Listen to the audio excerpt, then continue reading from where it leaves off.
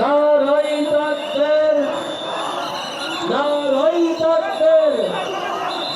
প্রধান বক্তার আগমন, প্রধানমন্ত্রীর আগমন। নারায়ে তাকবীর, নারায়ে তাকবীর, নারায়ে তাকবীর, নারায়ে তাকবীর। সংগ্রাম ভাইয়ের আগমন, প্রধান অতিথির আগমন, প্রধান বক্তার আগমন। লিল্লাহি তাকবীর। আমরা এবারে জুলুম বন্ধ করতে চাই। এই 54 বছর আমরা বন্ধ করতে পারি না। খালি এক একজন এসে কান্নাকাটি করে, আমার কেউ নেই, কেউ নেই, আমরা পাগল হয়ে যাই। আপনার কেউ নেই, আমরা করবো কি? আপনার কেউ নেই, আমরা কি করব? এবার যদি কোনো মানুষ ভুল ধরে আসে যে আমারও কেউ নেই, কেউ নেই, তোমার কেউ নেই, আমি কি করব? আমি তাকাবো আমার আল্লাহ কি বলেছে, রাসূল কি করেছে। এই কথা বলো না কেন? আজকে থেকে ভাই তওবা করেন। আপনি যদি শিরিক করতে চান তো অন্য জেলায় যান, গোপালগঞ্জে চলে যান। হ্যাঁ, এই জেলায় থাকতে পারবেন না, কারণ এই জেলায় যারা থাকবে খাঁটি ইমানদার থাকবে। শিরিক করলে আপনি অন্য জেলায় চলে যান, অথবা বর্ডার খোলা আছে, ভোমরা বর্ডার, একেবারে আল্লাহ রাস্তায় চলে যান। যে মন মতো শিরিক করেন, কোনো অসুবিধা নেই। এ জেলায় যারা থাকবে, শিরিক করলে ওই এলাকাকে আল্লাহ রহমত শূন্য করে দেয়। আর আপনার কারণে ভালো মানুষগুলো মরবে। এই জন্য শিরিক করা যাবে না ভাই। আল্লাহ যেটা পারে, যেহেতু অন্য কেউ পারে না। পৃথিবী বানিয়েছেন আল্লাহ, অন্য কেউ বানিয়েছে? বলেন। তাহলে আইনও চলবে কার? অন্য কেউ আইন দিতে পারে না? পারে না। তাহলে আল্লাহর আইনের বাইরে যারা কাজ করছেন, আমি আপনার হাতে পায়ে তো পাটা এটাকে নিয়ে আসেন। আমি পা ধরে বলছি, আপনি কিন্তু জাহান্নামে যাচ্ছেন ভাই। আপনি ফিরে আসেন। এরপরও যদি বিবেকের দরজা কারো না খোলে, আমার মনে হয় ওর বিবেকের উপরে কুকুরে পোশাক করেছে। ও বলছে ঠিক।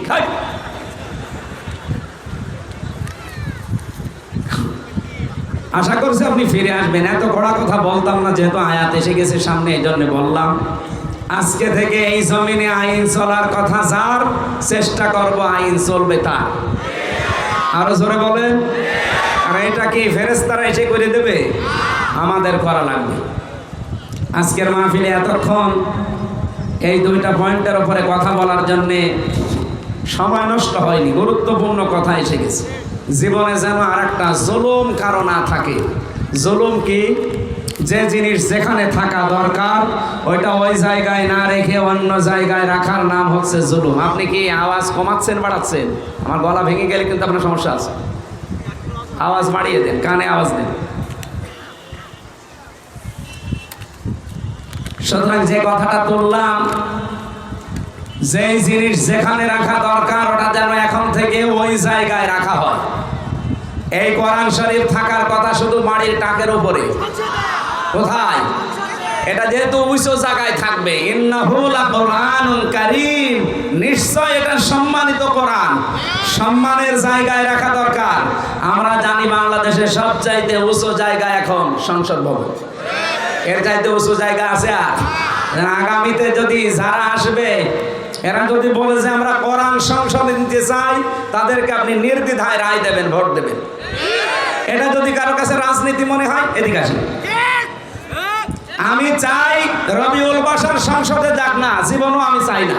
উনি যদি জোর করে চেয়ে নেয় যে আমারে দেওয়া লাগবে, আমি আমার বাবার কথা ওখানে যেয়ে বলবো, জীবনও ওনারা ভোট দেবেন না।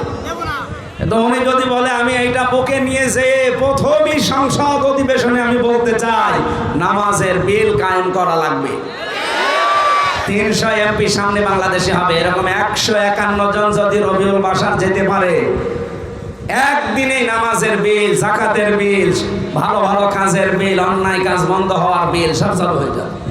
কারণ এই কথাটা বলেই ওনারা আমাদের কাছে ভোট চাবে। আল্লাযীনা ইম্মাক্কান্নাহুম ফিল আরদ আকামুস সালাহ। আমি যদি ইমানদারদেরকে রাষ্ট্রীয় ক্ষমতা দান করি, প্রথম নাম্বারে তাদের কাজ হবে নামাজের বিল আনা। ওনারা যদি না করে ওইটা, জীবনও ওনাদের ভোট দেবেন না। যারা করবে আপনি তাদেরকে দেবেন। কারণ আমরা ব্যক্তিগত কোনো কিছু চাই না, আমরা চাই আল্লাহর নির্দেশ। এক কথা বলেন না কেন? মালিক যিনি, হুকুম তার। রবিউল বাশারের সাথে আমার রক্ত রক্তের সম্পর্ক নেই, আত্মীয়তার সম্পর্ক নেই, কিন্তু সম্পর্ক আছে একটা কোরআনে। উনি যদি কোরআন না পড়ে, কোরআন না বোঝে, কোরআন কায়েমের চেষ্টায় না থাকে, উনি না। এখানে অন্য যে করবে আমি তার পক্ষে আজ কথা বলে যাবো, আল্লাহর কসম আমি তাই করবো। কারণ উনিও যা আপনার, আমার কাছে আপনিও তা। আপনি যেহেতু আল্লাহর কোরআনের পক্ষে কাজ করেন না, এই জন্য আপনার পক্ষে আমি বলি না। আপনি যদি করতেন, আল্লাহর কসম আমি আপনার পক্ষে কথা বলতাম। আমি যেটা পাই ওনার ভেতরে সেটা বলছি। এই জন্য জুলুম হচ্ছে সবচাইতে বড় জুলুম, কোরআনে কারিমকে যেখানে রাখা দরকার ওখানে না রাখা।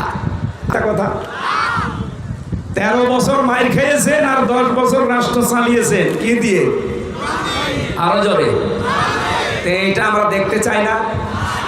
54 বছর তো দেখেছি কোরআন বাদ দিয়ে চলেছে, এই জন্য কাঙ্ক্ষিত মানের শান্তি আসে না। এবার আসবে আমার আশা, এবং আমি নিজের কাছ থেকে দেখতে পাচ্ছি। আগস্টের 5 তারিখের আগে এই দেশে মানুষ খালি 100 জনের 15 জন বলতো আমরা রাষ্ট্রীয়ভাবে ইসলাম চাই, মাত্র 15 জন, তার ভেতরে বাশার সাহেব একজন। কিন্তু এখন এই যে এপ্রিল মাসে যে জরিপ এসেছে, মার্চ মাসে একটা জরিপ পেয়েছিলাম, 66 জন বলতো আমরা ইসলাম চাই, আর এখন বলছে 77 জন। এমনি অনেকের মাথা খারাপ হয়ে গেছে এই কারণে। 77 জন মানুষ এখন বলছে যে আমরা ইসলাম এদেশে কায়েম হোক এটা চাই, এমনকি হিন্দু পর্যন্ত। এই গোবিন্দ পরামানিক এটা হিন্দু না?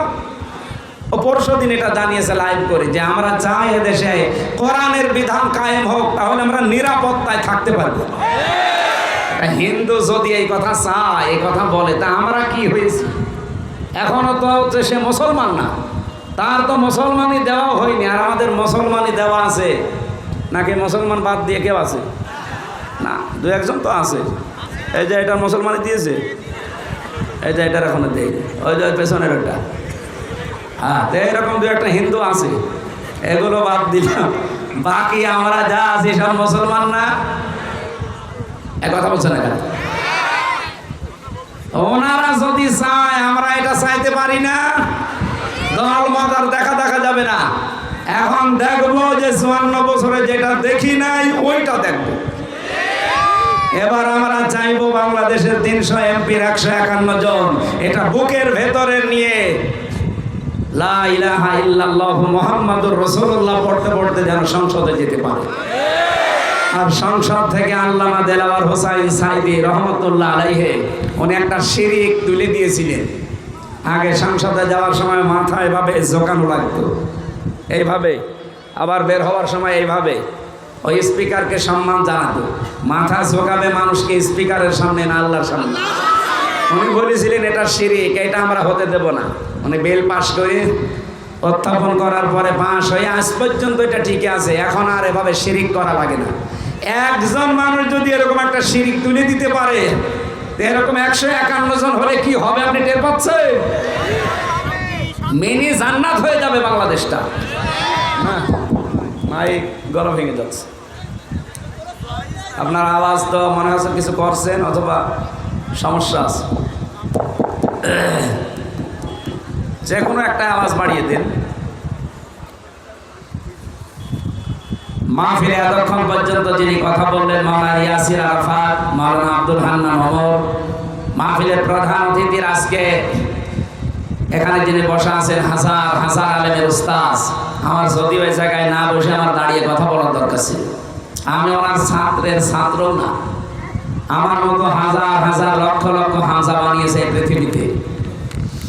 বিশিষ্ট ইসলামী চিন্তাবিদ, মুফাসসিরে কোরআন, মুহাদ্দিস নামের আগে লেখা আছে, তার মানে উনি হাদিস পড়া, কোরআনের হাফেজ, সাবেক জেলা আমির এবং কেন্দ্রীয় শোরা সদস্য বাংলাদেশ জামাত ইসলামী।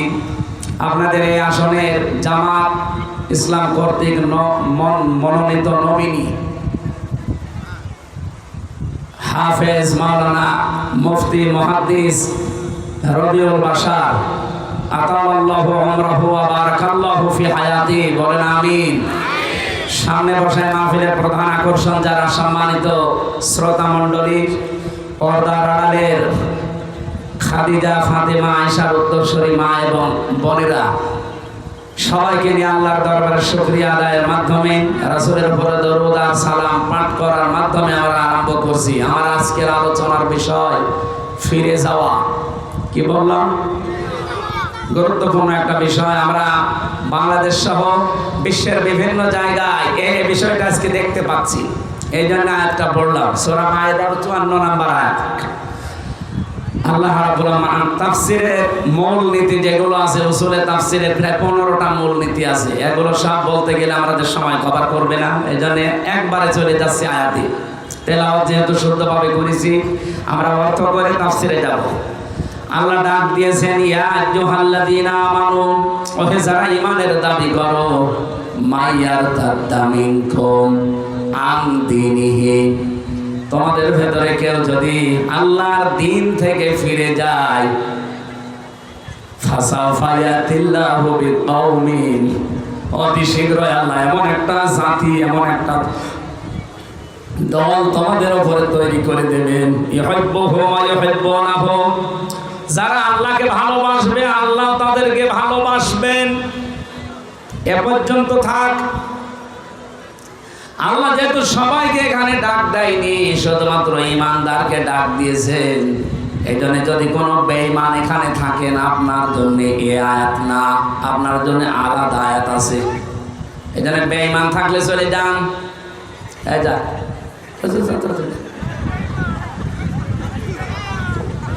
যান, চলে যান, বেঈমান থাকা লাগবে না।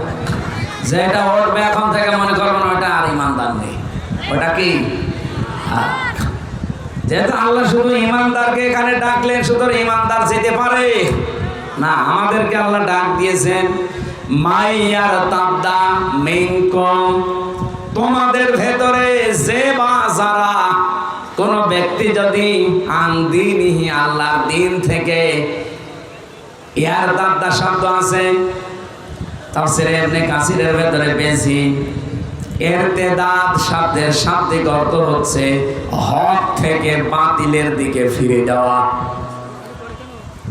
এই বাংলাদেশে আগস্টের 5 তারিখের পর থেকে আমরা অনেকের চরিত্র দেখতে পাচ্ছি, ওরা আল্লাহর দিন থেকে, ইসলাম থেকে, হক থেকে ফিরে চলে যাচ্ছে বাতিলের দিকে, কিন্তু যাওয়ার সময় একটা দোষ দিয়ে যাচ্ছে।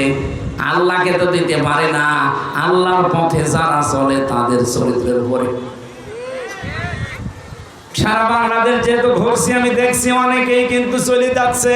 যাওয়ার সময় বলছে আমরা ইসলামী দলগুলো আজ পছন্দ করি না, তাদেরকে আজ পেছনে থাকি না, রায় দেই না, ভোট দেই না। যাই বলেন একটাই কারণ, তাদের এই দোষ আছে। কোন দোষ? 71, কোন দোষ? 54, কোন দোষ? বিভিন্ন রকমের দোষ তাদের নামের ঘাড়ের উপরে চাপিয়ে দেয়। পেছন নিয়ে কেউ যদি পড়ে থাকে, সে সামনে এগিয়ে যেতে পারে না। আমরা আহ্বান জানাবো, বাংলাদেশে এটা রেকর্ড হচ্ছে, এই দেশে আমরা যারা এখন আছি, আগস্টের 5 তারিখের পর থেকে বিশেষ করে আমরা যেন পেছন নিয়ে টানাটানি না করি, আমাদের টানাটানি করা লাগবে সামনে নিয়ে। আপনি পেছনে নিয়ে পড়ে থাকলে তাহলে পেছনে চলে যান। সে জন্মের সময় আপনি একটা বীর্য ছিলেন, কি ছিলেন বলেন বলেন?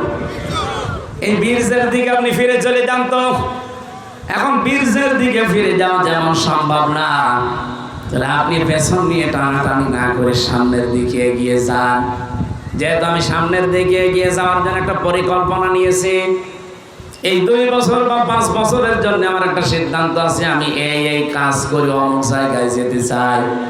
আগস্টের 5 তারিখের পরে দেশে আমরা যারা আছি, যারা জুলুম করেছিল, তাদের জুলুমের ফল তারা অনেকে পাচ্ছে, অনেকে পালিয়েছে। আমরা যারা অন্তত আছি, এই স্বাধীন দেশে এখন একটা পরিকল্পনা সামনে নিয়ে গিয়ে যেতে চাই, নাকি পেছিয়ে যাবে? যে হাদিসটা পড়েছিলাম, এই হাদিসের বাংলা ব্যাখ্যা হচ্ছে মানিদ দাআ মা লাইসা লাহু ফালাইসা মিন্না, যে জিনিস তোমার না, কোন ব্যক্তি যদি ওই জিনিসটা তার নিজের দাবি করে, তার নিজের আয়ত্তে রেখে দেয়, নবীজি বলেন 1 নম্বরে তার শাস্তি হবে ফালাইসা মিন্না, সে আমার উম্মত আর থাকবে না। বুঝেছেন? এই কথা বুঝতেছেন? যে জিনিস আপনার ছিল না, ওটা যদি আপনি নিজের আয়ত্তে নিয়ে বলেন এটা আমারই, কত বড় মারাত্মক অপরাধ করলেন আপনি টের পাচ্ছেন না। ফালাইসা মিন্না, ওই দিন থেকে আপনি নবীর উম্মতের ভেতরে আর নেই। আপনি নামাজ পড়তে পারেন, আপনি রোজা রাখতে পারেন, আপনি হজ করে আসতে পারেন, আপনি দাড়ি রাখতে পারেন, আপনি জুব্বা গায়ে দিতে পারেন, আপনার বউ পর্দায় থাকতে পারে, কিন্তু আপনি নবীর উম্মত না। এখন বলেন দাড়ি রাখলাম, জুব্বা গায়ে দিলাম, বউ আমার সেই বোরকা পরে আছে, তাও আমি নবীর উম্মত না? মানে আমি বাইরের দেশে যখন যাই, এই যে থাইল্যান্ডে গিয়েছিলাম, এই সিঙ্গাপুরে, মালয়েশিয়া, যে সমস্ত অমুসলিম দেশে আমি ঘুরি, ওখানে যেয়ে দেখি ট্রেনের ভেতরে চলার সময় বিশাল জুব্বা গায়ে দিয়ে, পাগড়ি মাথায় দিয়ে, এত বড় বড় দাড়ি, হাতে তসবিহ, পাশে মেয়ে লোক আছে এমন পর্দা করা, খাস পর্দা, হাতে পায়ে পা মোছা দেওয়া, মুখ না চোখও দেখা যায় না সামনে, নেকাবটা ঠেলে দিয়েছে এমন ভাবে আপনি বুঝবেন না। জিজ্ঞাসা করি, hello brother, what is your name? ভাই আপনার নাম কি? তখন নামটা বলার পরও বোঝা যায় না। যে বলি আপনার নবীর নাম কি, হোয়াট ইজ ইউর প্রফেট, তখনও উত্তর দেয় জোসেফ। জোসেফ মানে মুসা আলাইহিস সালাম। ওরা হযরত মুসা নবীকে জোসেফ বলে ডাকে। পরিচয় নেওয়ার পরে দেখলাম যে একজন ইহুদি, অথচ 5, 6টা, 7টা, 8টা, 10টা ছেলে মেয়ে পাশে, ওর বর এই কান্দে একটা, এই কান্দে একটা, কাঁধের উপরে একটা, পেটেও আছে মনে হয়, আর ওর হাতে ভাঙে 3, 4টা, সব মিলে 7, 8টা ছেলে মেয়ে। লোকটা ইহুদি, ওকে নবীর উম্মত বলেন? বলেন কি বুঝলেন এখান থেকে? আপনি মনে করছেন আমি নামাজ পড়ি, আমি রোজা রাখি, আমি এত বোরকা পরাই, আমার বউকে পর্দা করে, আমার দাঁড়িয়ে আছে, আপনার চাইতে ওই লোকটাকে দেখলে আরো বুজুর্গ মনে হবে, কিন্তু তো নবীর উম্মত। বলেন না কেন? কি বুঝলেন? যেই জিনিস আপনার না, ওই জিনিস নিজের দায়িত্বে নিয়ে নিলে আপনিও ইহুদির মতো, খ্রিস্টানের মতো হয়ে যাবেন। খ্রিস্টানকে জিজ্ঞাসা করে আপনার নাম কি, নাম বলে আপনার নবীর নাম কি, বলে যিশু। যিশু মানে ঈসা আলাইহিস সালাম। হযরতে ঈসা বলি আমরা, ওরা বলে যিশু। আপনার চাইতে ওর পর্দা, ওর পুশিদা, ওর দাড়ি, ওর পাগড়ি, ওর হাতের তসবিহ, ওর জুব্বা অনেক বড়, কিন্তু আমাদের নবীর উম্মত। আরো জোরে। তাহলে হাদিসের প্রথম শাস্তি কি পেলেন? যে জিনিস আপনার না, ওটা যদি আপনি নিজের দায়িত্বে নিয়ে নেন, আল্লাহর কসম, ফালাইসা মিন্না, আপনি নবীর উম্মত আর নেই। এখন আপনি নিজের সাথে মিলান, যে জিনিস আপনার না, আপনি কি ওই জিনিসের দাবি করেন না? মানে কত মানুষ এখানে পরকীয়া প্রেম করেন, যারা, যার বউর সাথে আপনি লাইন করেছেন, ওই বউ কি আপনার? অথচ আপনি নিজের বউ করে চালিয়ে দিচ্ছেন। নাকি এই লাইনে নেই? এখানে অনেকে বসে আছে, বাড়িতে আবার গল্প আরম্ভ করবে আল্লাহর নামে। সুতরাং এই মুহূর্তে তওবা করেন, যে জিনিস আপনার না, ওই জিনিস আপনি নিজের আয়ত্তে নিতে পারবেন। আগস্টের 5 তারিখের পর একটা জিনিস আমরা দেখেছি, যে জিনিস যার না, অনেকেই সেই জিনিস দখল করে নিজের আয়ত্তে নিয়ে নিয়েছে। এটা হয়তো সাতক্ষীরায় এখনো শুরু হয়নি। বলেন, কেউ ঘাট দখল, কেউ মাঠ দখল, কেউ ঘের দখল, কেউ বাড়ি দখল, কেউ দোকান দখল, অনেকে কত কিছু আলাউদ্দিনের চেরাগ পেয়ে গেছে। ও মনে করছে যে বাবা শাহজালাল সব হালাল। আরে ভাই, হালাল হতে পারে, কিন্তু আপনি তো নবীর উম্মত থেকে বের হয়ে গেছেন। মোদি যেমন নবীর উম্মত না, আপনিও নবীর উম্মত নেই। মোদি মরে গেলে যেমন জানাজা নেই, কবর নেই, আপনিও মরে গেলে জানাজা নেই, কবর নেই। এই জন্য মাঝখানে আপনি শব্দের দিকে খেয়াল করে করে হাদিসটা পড়েন, মানে দাআ মা লাইসা লাহু ফালাইসা মিন্না। যে জিনিস আপনার দখলে ছিল না, জোর করে যদি নিজের আয়ত্তে নিয়ে নেন, ওই দিন থেকে আপনি নবীর উম্মত আর নেই। আমি তো দেখতে পাচ্ছি বাংলাদেশে বহু মানুষ এখন নবীর উম্মত থেকে বের হয়ে চলে গেছে। যারা অন্যের জিনিস দখল করে নিয়েছেন, সাদাবাজি করে হোক, ছিনতাই করে হোক, চুরি করে হোক, দখলবাজি করে হোক, যেভাবেই হোক ওটাকে ফেরত দেওয়া লাগবে। ফেরত দেবেন কিনা বলেন তো? এটা রেকর্ড হচ্ছে, সাতক্ষীরাবাসী বলেন ফেরত দেবেন কিনা? জবাব দেন। যার জিনিস নিয়েছেন ওটা আপনার না, ওটা ফেরত দেবেন কিনা বলেন। আপনাদের এলাকায় এখনো শুরু হয়নি, এই জন্য জবাব দিচ্ছেন না। যারা নিয়েছেন ফেরত দেবেন কিনা বলেন। আমি জানি আপনারা এই কথা মানতে পারবেন না। আরো যাচ্ছে। হাদিসের দ্বিতীয় ব্যাখ্যা হচ্ছে এই লোকটা যেন জাহান্নামে নিজের একটা স্থান তৈরি করে নিল। কত কঠিন কথা আপনি চিন্তা করতে পারেন যে জাহান্নামে আপনি টিকিট কেটে বরাদ্দ করে রেখেছেন, মরবেন আর ওই টিকিটে বসে জাহান্নামে চলে যাবেন। সাতক্ষীরাবাসী কোরআনের জন্য, ইমানের জন্য বাংলাদেশের 64 জেলার তুলনায় আপনাদেরকে বাংলার মানুষ একটু বেশি ভালোবাসে। আমি নিজেও ভালোবাসি এই কারণে, অন্য কোনো কারণ নেই।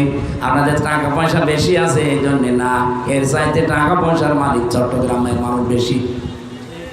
আপনাদের চাইতে চট্টগ্রাম, সিলেটের মানুষের টাকা পয়সা সম্পদ আরো বেশি, আপনাদের কিনে ফেলতে পারবে।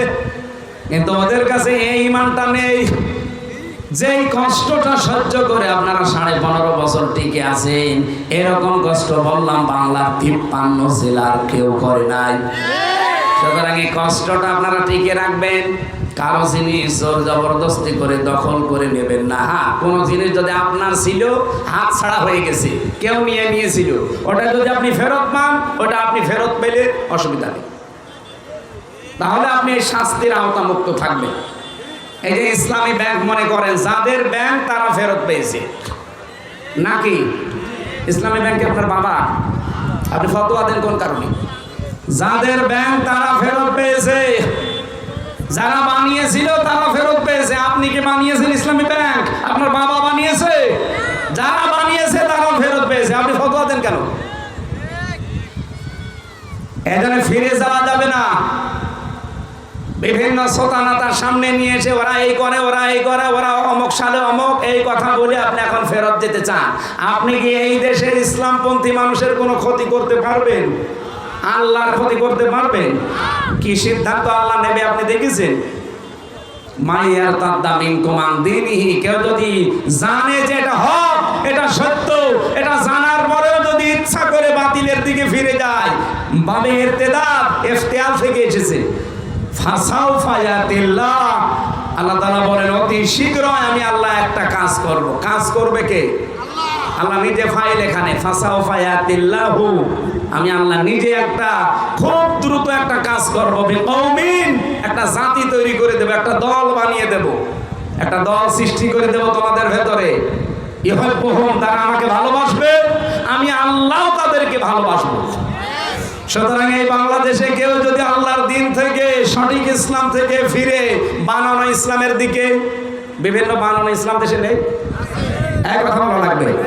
আমি নাম ধরে বলছি, তাহেরি ভাই যে ইসলাম মানে, এটা কি আসল ইসলাম না বানানো ইসলাম? বানানো। ওনারা ইসলাম বানিয়ে নিয়েছে। এই যে আলী বাবা, শাহ আলী বাবা, কেল্লা বাবা, ফতে বাবা, হাসান বাবা কোন জায়গায় আছে? আপনি যদি জিকির করতে চান আল্লাহর নামে করবেন। ফতে বাবা কোনো আল্লাহর নাম আছে? শাহ আলী বাবা, কেল্লা বাবা, এগুলোর জিকির তাহেরি সাহেব করে না? করে না? এমনকি সাতক্ষীরা এসে করে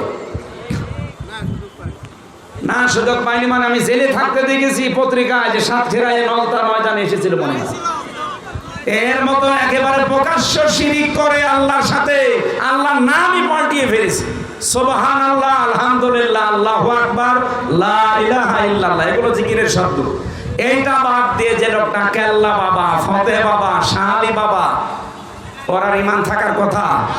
এক কথা বলেন, তাহলে ও ইসলাম মানে, ওকে আসল ইসলাম না বানানো ইসলাম? যারা আল্লাহর দিন থেকে, হক থেকে ফিরে এরকম বানানো ইসলামের দিকে চলে যাচ্ছে, এমনকি মানুষের তৈরি করা আইন যারা কায়েম করতে চায়, তাদের দিকে যারা ফিরে যেতে চান, আপনি কি মনে করছেন আল্লাহকে আপনি দুর্বল করে ফেলবেন? আল্লাহর ইসলাম এই পৃথিবীতে থাকবে না এমন মনে হচ্ছে? আল্লাহ বলেন আমি এমন সিদ্ধান্ত তাড়াতাড়ি করে নেব, একটা দল বানিয়ে দেব। কি করবে তারা? আমাকে ভালোবাসবে, আমি আল্লাহ নিজে তাদেরকে ভালোবাসবো। আমার তো মনে হচ্ছে সেরকম একটা দল আল্লাহ অলরেডি পৃথিবীতে তৈরি করে দিচ্ছে, যারা জীবনের চাইতেও বেশি আল্লাহকে ভালোবাসে এবং আল্লাহ তাদেরকে ভালোবাসে। এই কথা বলছেন না কেন? এরকম দল যুগে যুগে ছিল না? কি নাম কি? হযরতে মুসা নবীর দল। সূরা কসসের 5 নাম্বার আয়াত পড়বে। অনুরিদু আন নামুন্না আলাল্লাযিনা ইসতাদঈফু ফিল আরদ। এই আয়াতের ব্যাখ্যায় আছে আল্লাহ রাব্বুল আলামিন বলেন, আমি একটা ইচ্ছা করলাম। কি ইচ্ছা? যে ফেরাউন যাদেরকে কোন ঠাসা করে রেখেছিল, আমি আল্লাহ চাইলাম মুসা নবীর এই দলকে অনুগ্রহ করে জমিনের শাসন ক্ষমতা ওয়ারিশ তাদেরকে আমি আল্লাহ বানিয়ে দেব এবং জমিনের নেতা তাদেরকে বানাবো। আল্লাহ ঠিক তাই করেছিলেন মুসা নবীকে, করেননি? কথা বলে না কেন?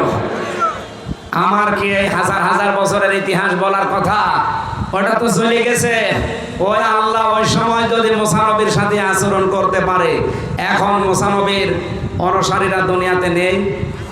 কথা বলেন না কেন? মুসা নবীর আসল যারা ভালোবাসার মানুষ, আমাদের নবী মুহাম্মদ রাসূলুল্লাহ জানিয়েছেন, এক নবী আর এক নবীর, বলেন না কেন? তাহলে মুসা নবীর আসল ভাই আমাদের নবী। আমার নবীর উম্মত আমরা যারা দাবি করছি, আমরা আসল হকদার মুসা নবী। আজ ইহুদির বাচ্চারা যারা ইসরায়েলের, এরা মুসা নবীকে নবী বলে ওরা বলে আমরা আমাদের নবী মুসা। মুসা নবীর একটা আদর্শ আপনারা মানেন? সারা জীবন মুসা নবীর পড়ে আছে। আপনি পড়েন তো কোনদিন তিনি মানুষের বাড়ি ঘর দখল করেছে কিনা? আপনি কি করছেন? 1940 সালে আপনাদেরকে থাকতে দিয়েছিল খালি মায়ে খালি গায়ে, না খাওয়া অবস্থায়। কয়টা হাড় নিয়ে এসেছিল ইহুদির বাচ্চারা। ওদেরকে আমরা যেমন রোহিঙ্গাদের থাকতে দিয়েছি, ওদেরকে থাকতে দিয়েছি। অথচ আজ তারা তাদেরকেই দেশ থেকে তাড়িয়ে দিচ্ছে, জোর জবরদস্তি করে দখল করে। বললাম না পৃথিবীর নিকৃষ্ট মানুষ এখন ইহুদিরা, এরপরে মুশরিকরা। এই জন্য অন্যদিকে যারা ফিরে যেতে চান, কোনো ক্ষতি কারো করতে পারবেন না। আল্লাহ তো ক্ষতি হবেই না। আল্লাহ পন্থী যারা, ইসলাম পন্থী যারা, তাদেরও কোনো ক্ষতি নেই। আল্লাহ বলেন অতি শীঘ্রই তাদেরকে আমি জমিনের শাসন ক্ষমতা তুলে দেব। সেই দৃশ্য আল্লাহ তৈরি করে দিচ্ছে না বাংলাদেশে? এমনি 15 থেকে 77 চলে এসেছে। অবশ্যই আমার আল্লাহ কল কাটি নাড়াচ্ছে। এক কথা বলেন না কেন? হ্যাঁ, যাদেরকে আল্লাহ ভালোবাসেন এভাবে, আল্লাহ যাদেরকে ভালোবাসে, আল্লাহকে যারা ভালোবাসে, তাদের কিছু গুণ আছে। কি গুণ? আজিল্লাতিন আলাল মুমিনিন, তারা মুমিনদের উপরে বড় দয়ার্দ হবে। আইজ্জাতিন আলাল কাফিরিন, কাফেরদের প্রতি তারা কঠোর হবে। এই গুণটা বাংলাদেশে 73টার উপরে দল কাজ করছে, ইসলামী অন ইসলামী মিলে। আপনি এখন বলেন কাদের ভেতরে এই গুণটা আছে? আমার নিজের বাস্তবে দেখা, আমার কুষ্টিয়াতে আমার নিজের আপন ভাই নেই, আমার চাচাতো ভাই আছে। ইসলামের বাইরে চললে তার চাইতে কোথায় কুষ্টিয়া, কোথায় সাতক্ষীরা, এখানে যদি আমি কোরআনের পক্ষের কোনো মানুষ পাই, আমার চাচাতো ভাই হোক, আপন ভাই হোক, তার চাইতে মহব্বত 100 গুণ বেশি হবে কোরআনপন্থী এই লোকটার সাথে। কারণ এর ভেতরে কি আছে বলেন তো? ঈমান আছে। কি আছে? এর সম্পর্ক কোরআনের সাথে। আইজ্জাতিন আজিল্লাতিন আলাল মুমিনিন, মুমিনদের উপরে তারা রহমদিল হবে। সারা বাংলাদেশ ঘুরে আপনি এইটাই দেখবেন। একামতে দিনের কর্মী যারা, ওরা আপন ভাই না সবাই, কিন্তু মহব্বত আল্লাহ এমন ভাবে তৈরি করে দিয়েছে, মনে হচ্ছে আপন ভাইয়ের চাইতেও বেশি। আমি কি বানিয়ে বলছি? আপনি বাস্তবে দেখবেন। আমি কালকে ছিলাম কোথায়? সেই পিরোজপুর মঠবাড়িয়া, অথচ আমার বাড়ি কুষ্টিয়া। ওখানে যারা একামতে দিনের মানুষ আছে, যারা দিন কায়েমের জন্য, মনে হচ্ছে যে আমার আপন ভাইয়ের চাইতে, আমার আপন বাবার চাইতেও বেশি। আমার নিজের আপন ভাই থাকলেও এরকম করতো না। ওরা যে এগুলো করছে কিসের কারণে বলেন তো? এই গুণগুলো যাদের ভেতরে পাবেন, আপনি বিশ্বাস করবেন আল্লাহ তাদেরকে ভালোবাসছে, আর তারাও আল্লাহকে ভালোবাসে।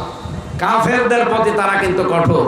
নারী নীতি বানিয়ে এই বাংলাদেশে মুসলমানদের কলিজায় আগুন যারা লাগিয়েছে, এর বিরুদ্ধে সবচাইতে কঠোর ভূমিকা এবং জোরালো বক্তব্য দিয়ে যারা মাঠে ময়দানে আছে, তারা বাংলাদেশের একামতে দিনের কর্মীরা।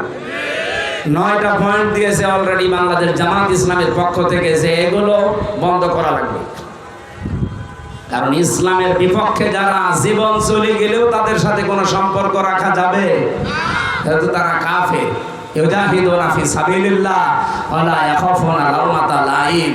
তারা সব সময় আল্লাহর রাস্তায় জিহাদে থাকবে। মেহমান বলছিলেন না যে মৃত্যু পর্যন্ত আমাদের জিহাদ, আল জিহাদু মাদিন ইলা ইয়াউমিল কিয়ামা, জিহাদ চলবে আমার উম্মতের ভেতরে কিয়ামত পর্যন্ত। সুতরাং জিহাদ মানে শুধু মারামারি করা না, অন্যায় যেখানে প্রতিবাদ সেখানে, এর নাম কি? এই জিহাদ চালা লাগবে কিয়ামত পর্যন্ত, যতদিন আমরা বেঁচে আছি। কোন তিরস্কারকারীর তিরস্কারকে আমরা পাত্তা দেব না। হ্যাঁ, এগুলো সবাই করতে পারবে না। এই যে তিনটা গুণ আল্লাহ বললেন, আইজ্জাতিন আলাল কাফিরিন, আজিল্লাতিন আলাল মুমিনিন, ইউজাহিদুনা ফি সাবিলিল্লাহ ওয়ালা ইয়াখাফুনা লাওমাতা লাইম। এই গুণগুলো যারে তারে আল্লাহ দেয় না। কারে দেয়? যালিকা ফাদলুল্লাহ ইউতিহি মাইয়াশা। এটা আল্লাহর অনুগ্রহ, আল্লাহ যাকে চায় তাকে দেয়। এখন আপনি দেখেন আপনি আল্লাহর অনুগ্রহ পেয়েছেন কিনা। আল্লাহু ওয়াসিউন আলিম, আল্লাহ প্রশস্ত এবং মহাজ্ঞানী। আল্লাহ এই আয়াতটার উপরে আমাদের প্র্যাকটিক্যাল লাইফ যেন তুলে দেন, বলেন আমিন। মা বোন যারা এসেছেন, শুধু নামাজ পড়া, রোজা রাখা, কালো বোরকা পরার নামই ইসলাম না। আপনাদের জন্য সবচেয়ে গুরুত্বপূর্ণ আমার মনে হয় বাংলাদেশের মেয়েরা যদি জাহান্নামে যায়, স্বামীর অবাধ্যতার কারণে যাবে বেশি।